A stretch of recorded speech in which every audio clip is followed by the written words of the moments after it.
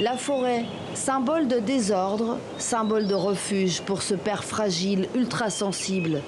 Dans ce premier film, la réalisatrice raconte la maladie vue à hauteur d'enfant. Le cinéma, ça m'a sauvé la vie parce que quand on est dans une salle de cinéma, dans le noir, on ne voit plus les différences, on regarde le même film, on a chacun son ressenti différent et ça, ce fait de pouvoir être ensemble, alors que dans la société, au grand jour, des fois on ne peut pas être ensemble. Lâchez-le! C'est grave. C'est un début d'épisode psychotique. Il a besoin de soins. Vous devez penser à vous, à vos enfants. Je peux pas lui faire ça. Il sera très bien soigné. La folie, ça a été ma normalité. Moi, j'ai grandi avec ce papa extraordinaire, bigger than life, en souffrance aussi, parfois.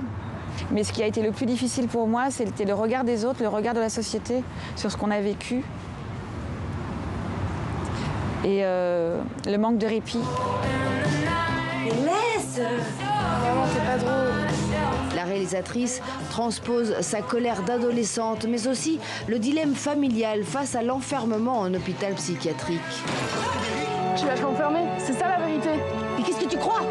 Tu crois que c'est facile pour moi? Gina! Vous êtes tous tarés ou c'est juste votre père? Tu crois que je serai comme papa?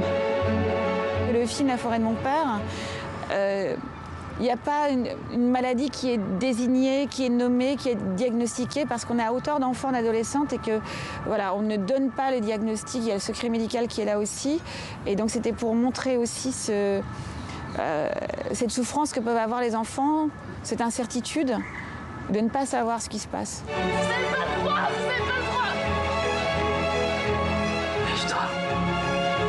Lève-toi. Au-delà du drame et de l'amour familial, ce film raconte la folie de cette société, désemparée face à la différence.